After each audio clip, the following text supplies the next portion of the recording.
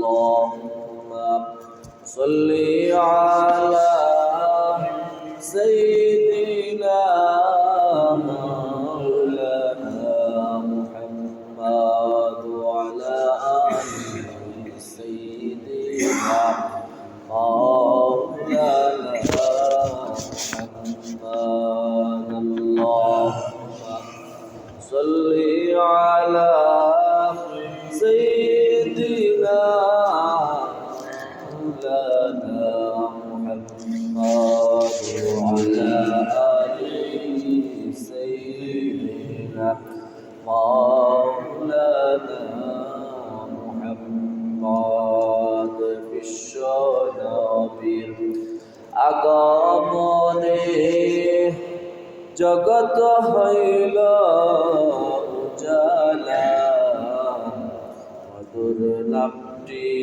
শরণ কর অহে ভূমির নিরালা আল্লাহুম্মা সাল্লি আলা সাইয়্যিদিনা মাওলানা মুহাম্মদ ওয়া আলা আলি সাইয়্যিদিনা মাওলানা মুহাম্মদ কেউ বা তোমায় পাগল বলে কেউ বা বলে জাদুকর আল্লাহ বলেন হে হাবিব আপনি আমার পয়গম্বর আল্লাহুম্মা সাল্লি আলা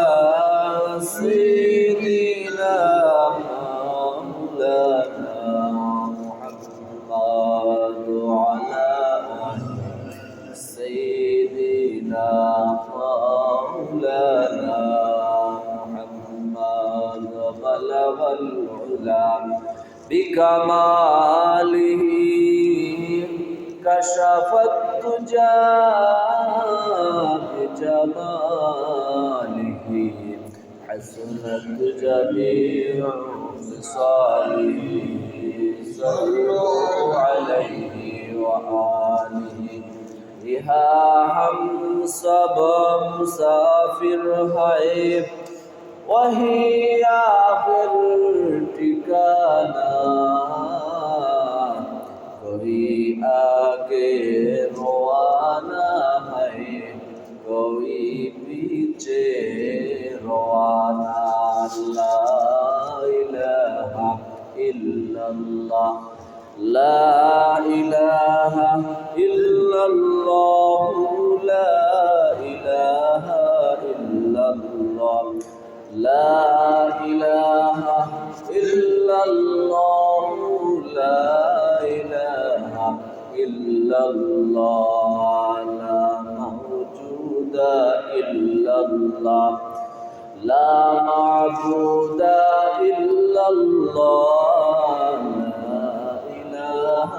إلا الله لا إله إلا الله لا إله إلا الله لا مقصود إلا الله لا معبود إلا الله لا إله إلا الله لا إله إلا الله لا إله إلا الله حسبي ربي جل الله ما في خلقي غير الله لا إله إلا الله لا إله إلا الله لا إله إلا الله अगर ख्वाही रदाए हक अदा कुन बंदगी कुन बंदगी ला इलाहा इल्लल्लाह ला इलाहा इल्लल्लाह ला इलाहा इल्लल्लाह ला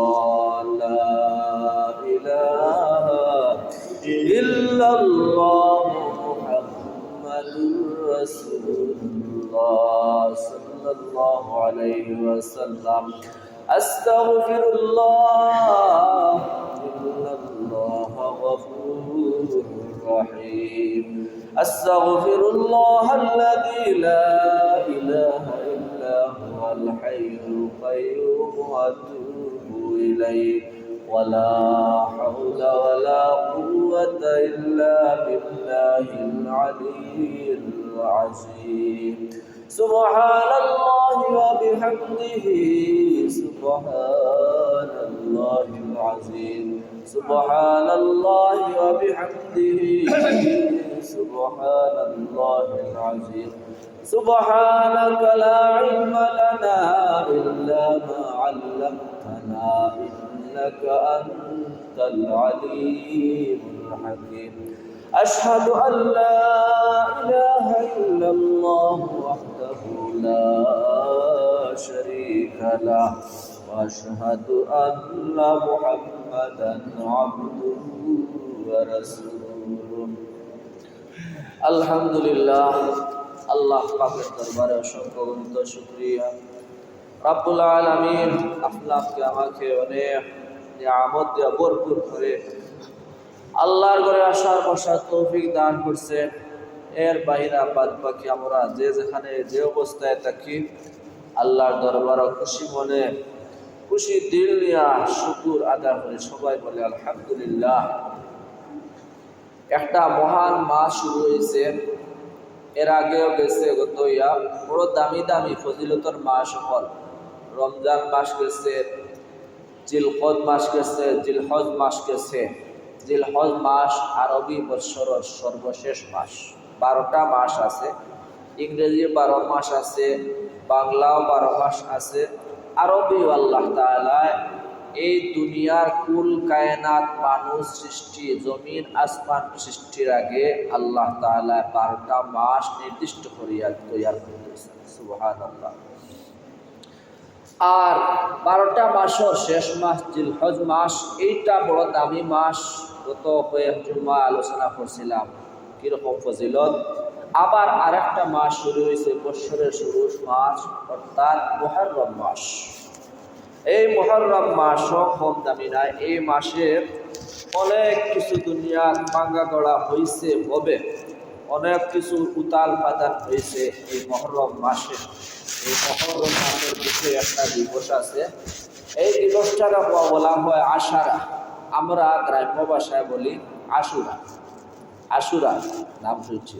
এই আশুরা একটা দিবস আছে আজকে এই মুহররম মাসের 7 নম্বর তারিখ পড়ে, আর 1447 হিজরি পড়ে।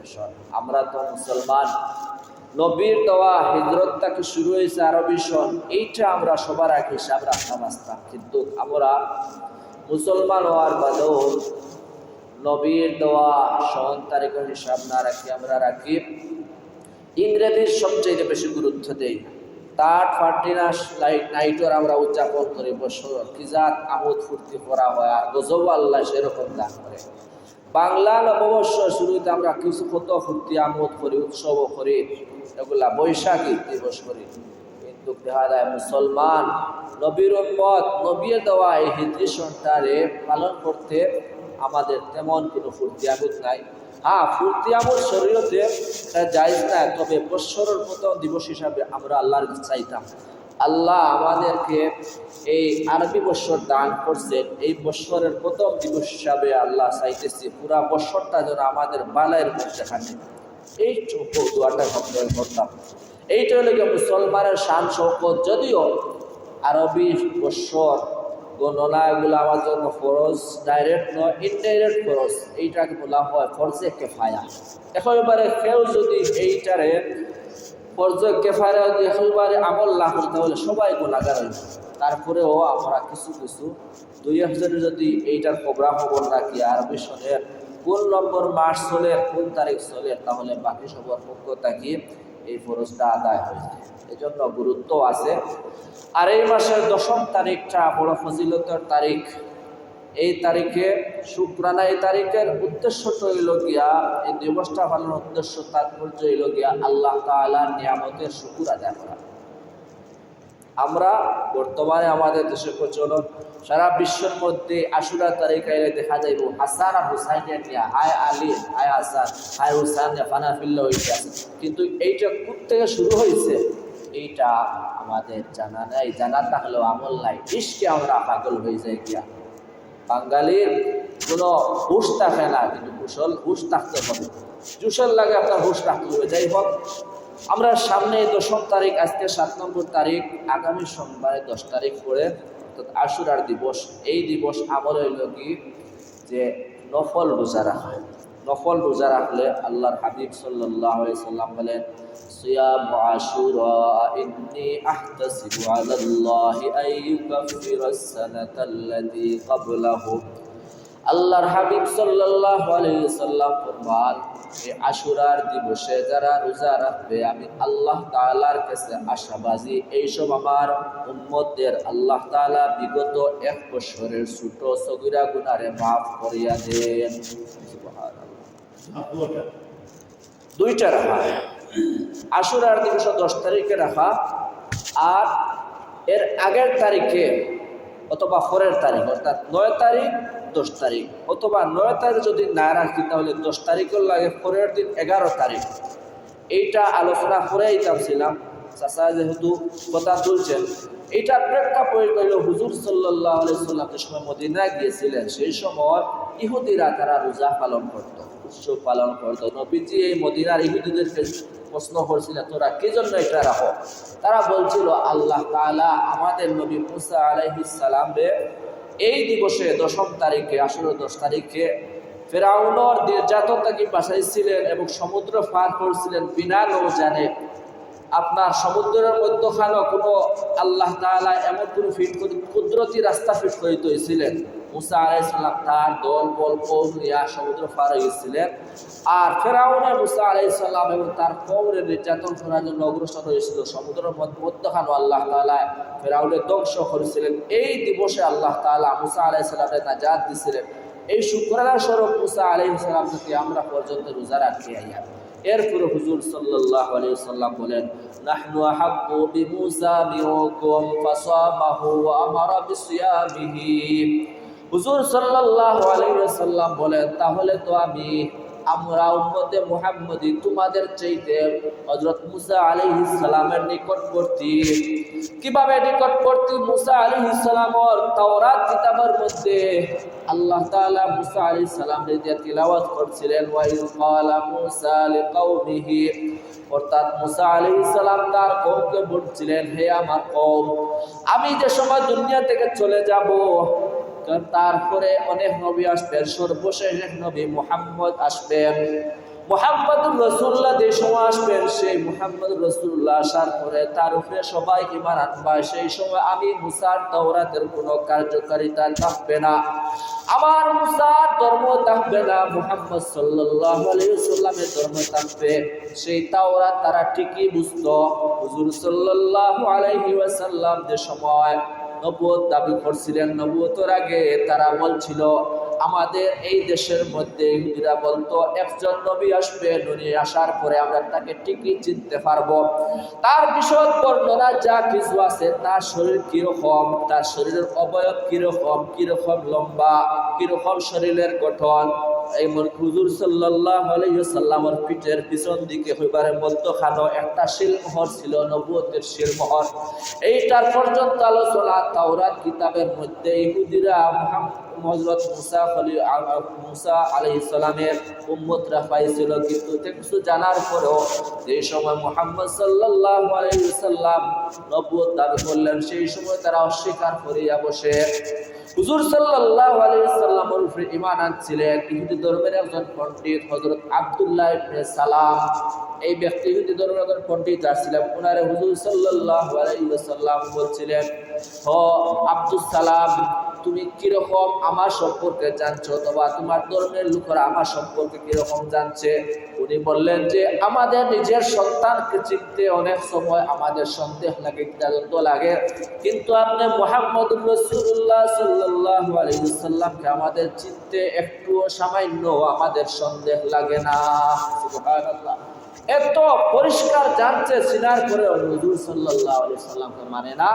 এজন্য হুজুর সাল্লাল্লাহু আলাইহি সাল্লাম বলছিলেন, প্রকারান্তরে তোমরা বরং আমার কথা নয়, তোমাদের নবী মুসা কালিমুল্লাহর কথা তোমরা মানো নাই, এজন্য আমরাই মুসার কথা মানছি, আমার উম্মতরা মানছে। নবী মুহাম্মদ আসছে, উনি উনার উপরে সব উম্মতরা যারা ঈমান আনছে এরা ইতাআত করছে, সুতরাং এরা মুসা আলাইহিস সালামের কথা শুনছে। তোমরা ইহুদিরা মুসা আলাইহিস সালামের উম্মত হওয়ার পরে তোমরা কথা শুনো নাই, এজন্য উম্মতে মুহাম্মদী লোকে মুসা আলাইহিস সালামের নিকটবর্তী। এজন্য হুজুর সাল্লাল্লাহু আলাইহি সাল্লাম সাহাবায়ে কেরামরে সেই জমানার উম্মত যারা ছিলেন বলছিলেন, এরা যেহেতু মুসা আলাইহিস সালামের বিরোধিতা করে, সুতরাং এরার অনুসারে আমরা কোনো আমল করব না।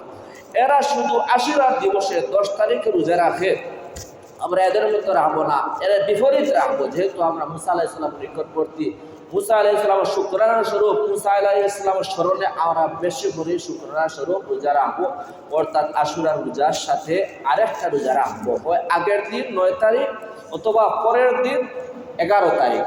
সোমবারে হলো 10 তারিখ আর আগের দিন হলো রবিবারে 9 তারিখ। ওই 9 তারিখ সুবিধা মতো যদি সময় সুযোগ মিলে 9 তারিখ এবং 10 তারিখ অর্থাৎ রবি এবং সোমবার রাখতে পারি, অথবা রবিবারে আবার সময় সুযোগ নাই, তাহলে সোমবারে 10 তারিখ, মঙ্গলবারে 11 তারিখ অর্থাৎ সোম মঙ্গল 2 তারিখ রোজা রাখতে পারি। এই রোজাটা রাখা মুস্তাহাব, এই জন্য 2টা রোজা রাখা এটা মুস্তাহাব। হুজুর সাল্লাল্লাহু আলাইহি সাল্লাম এগুলোর বিরোধিতা করছিলেন, এইটা কি 2টা রোজা ছিল আর না এটার এক রোজা আছে। আর এর ফজিলত আর একটা হলো, যদিও হাদিসটা হাসান পর্যায়ে আমল পর্যায়ে হুজুর সাল্লাল্লাহু আলাইহি সাল্লাম বলেন, যে ব্যক্তি এই আশুরার দিবসে তার পরিবারের জন্য তার জীবিকারে প্রশস্ত করিয়া দেয়, পালা খাবার দাবারের ব্যবস্থা করে দেয়, আল্লাহ তাআলা এই ব্যক্তির সারা বৎসরের রিজিকরে আল্লাহ তাআলা প্রশস্ত করিয়া দেন। সুবহানাল্লাহ। অর্থাৎ আমি আমার পরিবারের প্রধান, আমি রোজগার করি, দেশে করি বা বিদেশ করি, আমার পরিবারের জন্য যদি পালা গোশ মাসের ব্যবস্থা করি, তাহলে আল্লাহ তাআলা হুজুর সাল্লাল্লাহু আলাইহি সাল্লাম বলেন আপনার পুরা বৎসর তার রুজির মধ্যে হয় রুজি বাড়ায় দিবেন, না হয় রুজির মধ্যে আল্লাহ তাআলা বরকত ডালিয়ে দিবেন। এই নিয়ত আমরা করতাম পারি, যদি এটা আমলযোগ্য কিন্তু নির্ভরযোগ্য এটা হাদিস না। এই আর একটা ফজিলত। আর আরও এই আশুরা তাৎপর্য হইল গিয়া, আশুরাটা কীভাবে আসছে? আশুরাটা হইল গিয়া হুজুর সাল্লাল্লাহু আলাইহি সাল্লাম বলেন, আশুরাটায় রমজানের পরে, রমজানের যেরকম ফজিলত এর বাদের ফজিলত হলো গিয়ে আশুরার ফজিলত। সুবহানাল্লাহ। রমজানের রোজার যেরকম ফজিলত এর বাদর পর্যায়ের যে ফজিলত কোনো যদি রোজার থাকে, কোনো আমলের থাকে, তাহলে এই আশুরা দিবসের রোজা। হুজুর সাল্লাল্লাহু আলাইহি সাল্লাম বলেন, কানা আশুরা ওয়াসাম ক্বাবলা রমাদান ফালাম্মা নাযালা রমাদান কানা মান শাআ সামা ওয়া মান শাআ আফতারা। অর্থাৎ এই আশুরার রোজাটা হুজুর সাল্লাল্লাহু আলাইহি ওয়াসাল্লাম বলেন, এইটা শুধু আশুরার রোজা, রমজানের রোজা যে ফরজ আছে আগের যুগে, আশুরার রোজাটাও রমজানের আগে ফরজ ছিল, যে সময় আল্লাহ রাব্বুল আলামিন উম্মতে মুহাম্মাদিরে রমজানের 30 রোজারে ফরজ করিয়া দিলেন। এরপর থেকে এই আশুরার রোজাটা নফল হয়ে গেছে। আর নইলে রমজানের রোজার রকম ফজিলত লাভ আছে, মর্যাদা আছে, ততরূপ মর্যাদা ছিল এই আশুরার রোজা। যেহেতু এইটা রমজানের রোজা ফরজ একটা, এইটা দামি হওয়ার কারণে এরপরে নফল এইটা হয়ে গেছে, এটা এখন ঐচ্ছিক হয়ে গেছে। এইটা কোনো ফরজ নয়, ওয়াজিব নয় যে না রাখলে গুনাহ হবে। হ্যাঁ, আবার কেউ যদি না রাখে তার ব্যাপারে বাড়াবাড়ি করবো না। হ্যাঁ, রাখছে কেন, অথবা রাখে না যদি বললে তারা গুরুত্ব দিবেন না, মনে করে যে রাখলেন না কেন, এই জন্য তার গীবত করলাম অথবা তার কোনো শাস্তি দিলাম, এরকম কোনো দরা বান্দা কোনো এই আমল নাই। রাখলে ফজিলত। হুজুর সাল্লাল্লাহু আলাইহি সাল্লাম বলেন, 1 বৎসর আমার অতীতর যে বৎসরের গুনাহ হয়েছে, সগীরা গুনাহের দ্বারা উদ্দেশ্য, সগীরা গুনাহে আল্লাহ তাআলা এই আশুরা রোজার দ্বারা মাফ করিয়া দেন। এই জন্য এই হিসাবে আমরা এই আশুরা রোজার আমলটা করতাম পারি।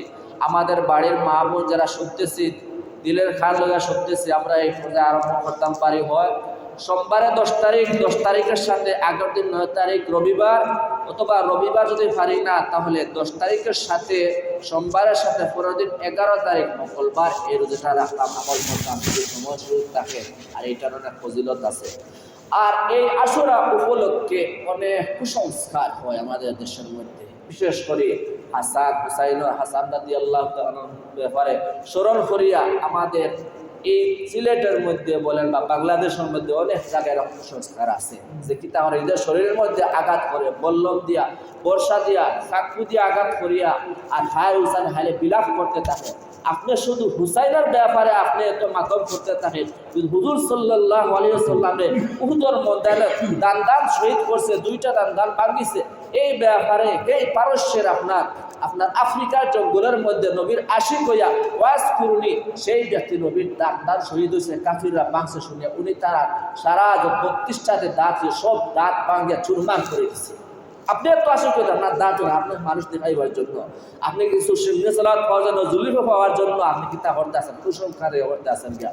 আসলে কারবাল্লা তার আসরের উদ্দেশ্য নাই। অনেকে বলে গিয়া হর কারবাল্লা চিন্তা হতা হয়, ওর আশুরা জিন্দা হতা কারবাল্লার পরে, কিন্তু না, কারবাল্লার পরে এই আশুরা জিন্দা হয় নাই।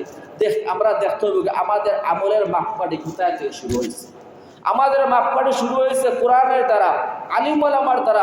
ওনারা কোরআন ব্যাখ্যা বিশ্লেষণ করেছেন। এর আগে বুজুর্গানের দিন বড় বড় মুস্তাহিদ ইমামগণ, ফিকহার ইমামগণ ওনারা ব্যাখ্যা করে গেছেন আশুরার তাৎপর্য কীরকম হবে।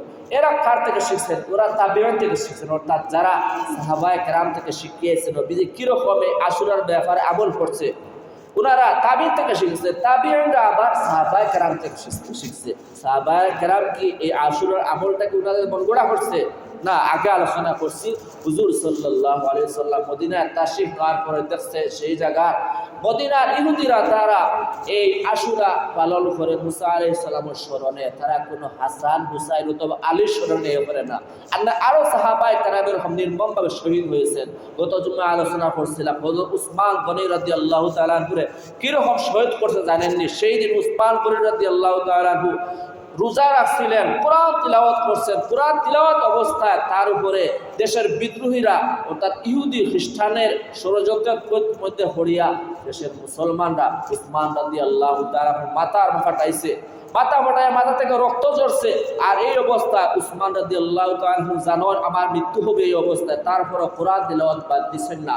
আর উসমান রাদিয়াল্লাহু তাআলা মাথার যে খুনটা, রক্তটা, এই রক্তটা গিয়া কোরআনের যে আয়াত তিলাওয়াত করছিলেন একটা আয়াতের মধ্যে পড়ছে। আয়াতটা হইল গিয়া ফাসায়াকফিকাহুমুল্লাহু ওয়া হুয়াস সামিউল আলিম। আয়াতের অর্থ হলো আল্লাহ তাআলা যারা ব্যবহার করেছে অতি শীঘ্রই আল্লাহ তাদের বদলা নিবেন, হিসাব কিতাব নিবেন। আল্লাহ তাআলা সব কিছু জানেন। এজন্য উসমান রাদিয়াল্লাহু তাআলা আনহুকে যারা শহীদ করছিল এর মধ্যে উসমান রাদিয়াল্লাহু তাআলা আনহুর সাথী বন্ধু হযরত আবু বকর সিদ্দিক রাদিয়াল্লাহু তাআলা আনহুর কনিষ্ঠ ছেলে, ছোট ছেলে মুহাম্মদ ইবনে আবু বকর, এই ব্যক্তিও বিদ্রোহীদের মধ্যে এক ব্যক্তি ছিল। সে আয়া উসমান গনি রাদিয়াল্লাহু তাআলা আনহুর প্রথমে দাড়ির মধ্যে ঠান দিছে। উসমান গনি রাদিয়াল্লাহু তাআলা বললেন, হে আমার ভাতিজা, আজকে যদি তোমার বাবা আবু বকর সিদ্দিক দুনিয়ার মধ্যে বাঁচিয়া থাকতেন তাহলে তার কিরকম কষ্ট লাগতো। এই কথা শোনার পরে দাড়ি ছাড়িয়ে সরে গেছে মুহাম্মদ ইবনে আবু বকর। এরপরে সে আর জুলুম করে না, অত্যাচার করে না। বাকি যে বিদ্রোহীরা ছিল ওনারা ওনাকে অত্যাচার করিয়া আঘাত করিয়া শহীদ করছে। কিন্তু সাধারণ দাড়ি ধরার কারণে মুহাম্মদ ইবনে আবু বকর কি নির্মম অবস্থা হয়েছিল, ওনারে এক সময় অর্থাৎ জীবিত অবস্থায় হরিণের চামড়ার মধ্যে বরিয়া নিয়ে আগুনের মধ্যে ফাড়াইয়া জ্বালাইয়া পুড়াইয়া দেওয়া হয়েছে। আর যারা উসমান রাদিয়াল্লাহু তাআলা কতল করছে, উসমান রাদিয়াল্লাহু তাআলা স্ত্রীর আঙ্গুলটা কাটিছে, অর্থাৎ উসমান রাদিয়াল্লাহু তাআলা বাঁচানোর জন্য হাত বাড়াইছে। ওই কাফিররা মানে নাই, না মানিয়া তার স্ত্রীর হাত কাটিছে।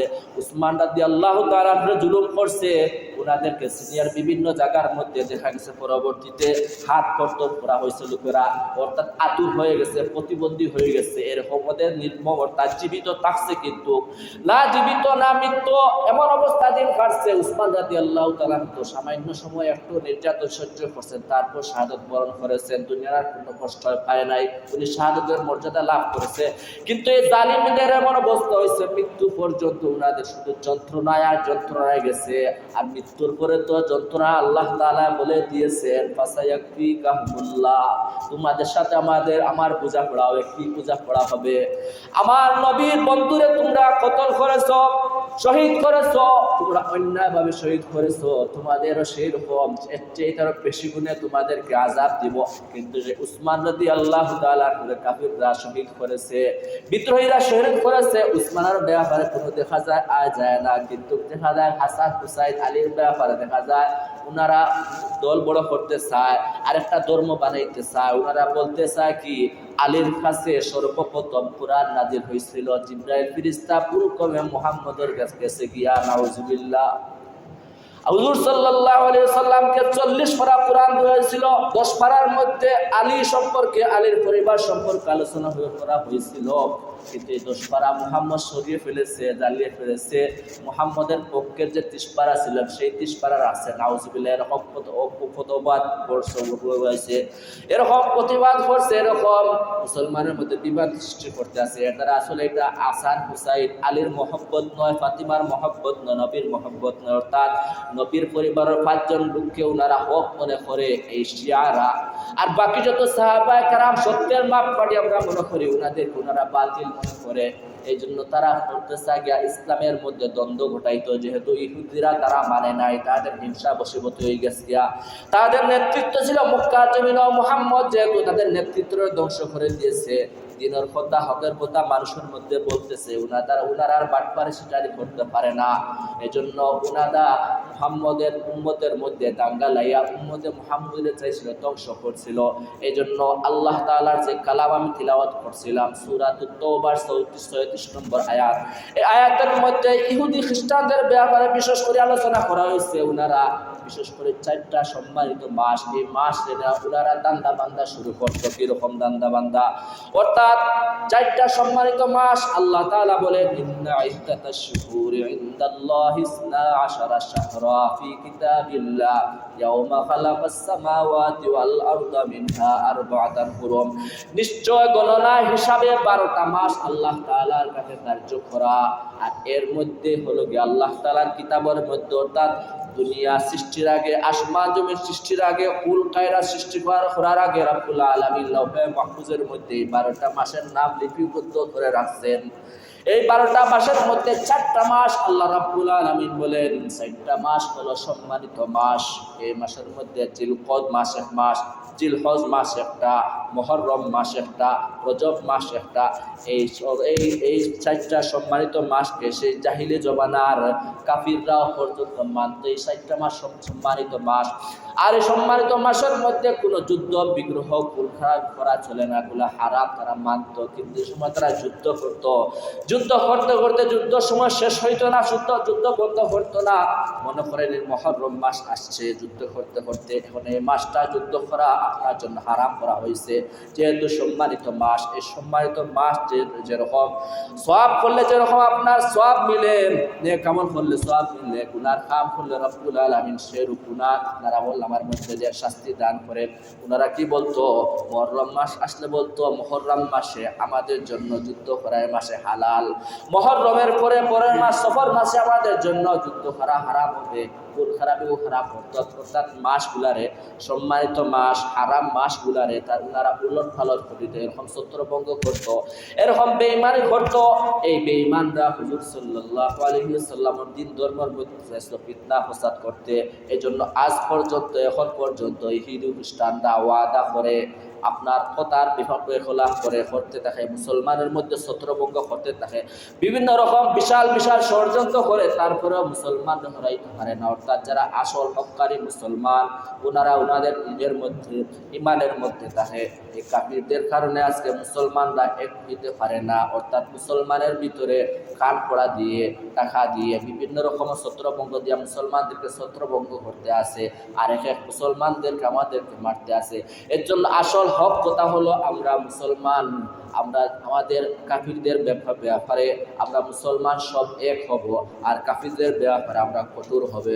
মুহাম্মাদুর রাসূলুল্লাহ ওয়াল্লাযীনা আমানু মাআহু ওয়াশিদ্দাউ আলাল কুফফারি ওয়ার রুহামাউ বাইনাহুম। সূরাতুল ফাতহের মধ্যে আল্লাহ রাব্বুল আলামিন বলেন যে মুহাম্মাদুর রাসূলুল্লাহ সাল্লাল্লাহু আলাইহি ওয়াসাল্লামের যত উম্মত সবাই হলো এক, আর কাফিরদের ব্যাপারে ওরা কঠোর হবে। এর জন্য আমরা কঠোর হতে হবে কাফিরদের ব্যাপারে। মুসলমান আমাদের ভিতরে দ্বন্দ্বগতভাবে বিতর্কগতভাবে যতই দ্বন্দ্ব থাক, আমরা সবাই মুসলমান এক হতে হবে। এজন্য যাই হোক, আজকের আলোচনার বিষয় হলো গিয়া আশুরার তাৎপর্য আমাদের শরীরের মধ্যে কষ্ট দেওয়ার মধ্যে নয়।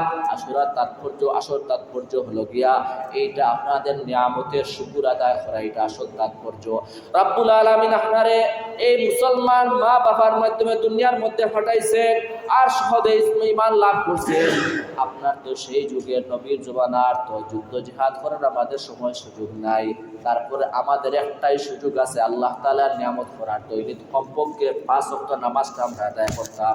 আল্লাহ তাআলা এত সুন্দর বেতন দান করছেন।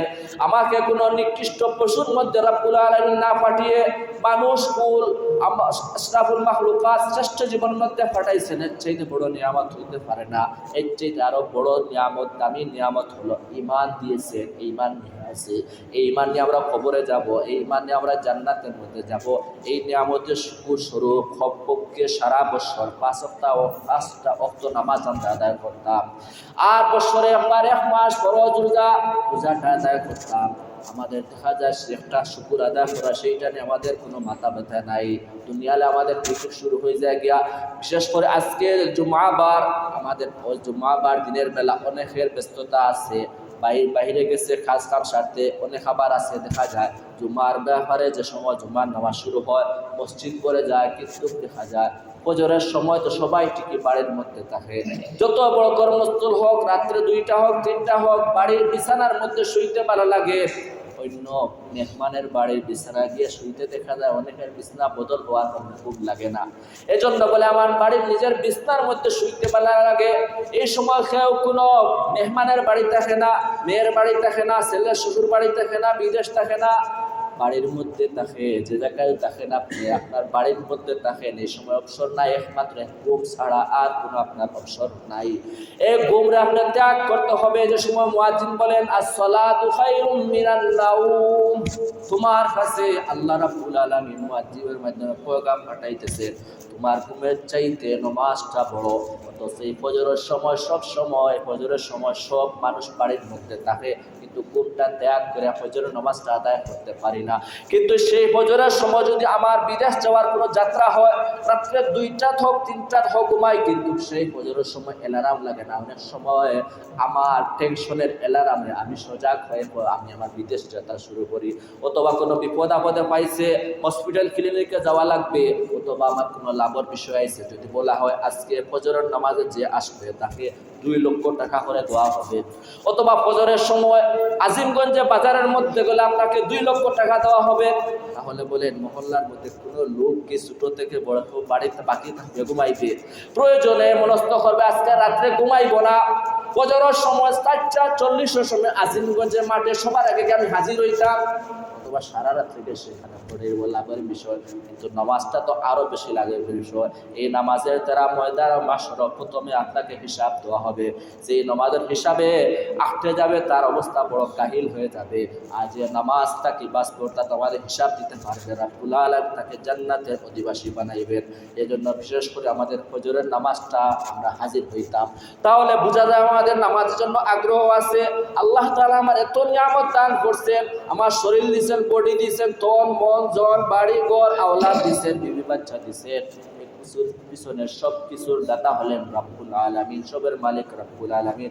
আল্লাহ চাইলে সব নিয়ে নিতে পারেন। এই জন্য কমপক্ষে ফজরের নামাজরা আপনার সাক্ষী বুঝতাম যে আপনি ফজরের দ্বারা বোঝা যাবে যে আপনি বললি 5 ওয়াক্ত নামাজ পড়েন, বা দিনের যে বাকি 4 ওয়াক্ত নামাজ আছে এই নামাজটাও আপনি যদিও বাড়িতে থাকেন না, কর্মস্থলে থাকেন, সেই জায়গার মধ্যে আগ্রহ থাকে নামাজ পড়ার জন্য, অথবা সেই জায়গার মধ্যে নামাজ পড়েন, আপনার ফজরের নামাজের আপনার পরিচয় মিলব। আল্লাহ তাআলা আমাদেরকে আল্লাহর নিয়ামত, বিশেষ করে আশুরা তাৎপর্য বোঝার তৌফিক দান করুন। এর বাইরে আমাদের যত নিয়ামত আল্লাহ তাআলা দান করছেন শুকর আদায় করার তৌফিক দান করুন।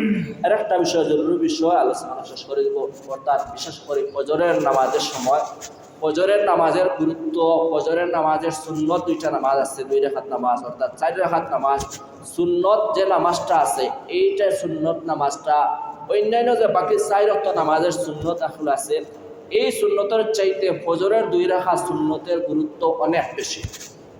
যারা মসজিদে জামাতের শরীক হয়ে নামাজ পড়ার জন্য ইমাম সাহেব আল্লাহু আকবার বলে শুরু করছে, তাকবীরা উলা ধরবেন, কিন্তু ফজরের সুন্নতটা নবীজি আরো গুরুত্ব দিয়েছে।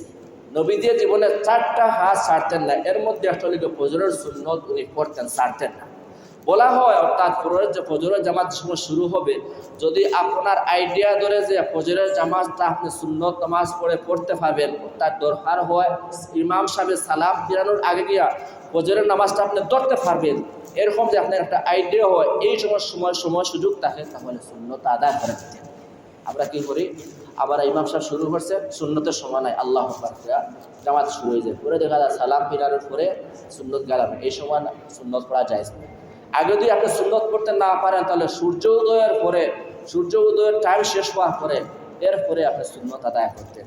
কিন্তু ফজরের সুন্নতটার গুরুত্ব হলো অন্যান্য অর্থের গুরুত্ব না। অন্যান্য অর্থে দেখবেন নামাজ শুরু হয়ে গেছে, নামাজের অর্থ শুরু হয়ে গেছে, সুন্নত আপনি আরম্ভ করবেন না।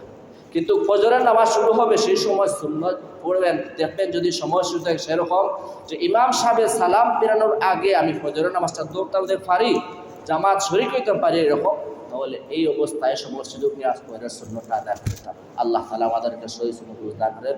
ওয়া আখিরু দাওয়ানা আলহামদুলিল্লাহি রাব্বিল আলামিন।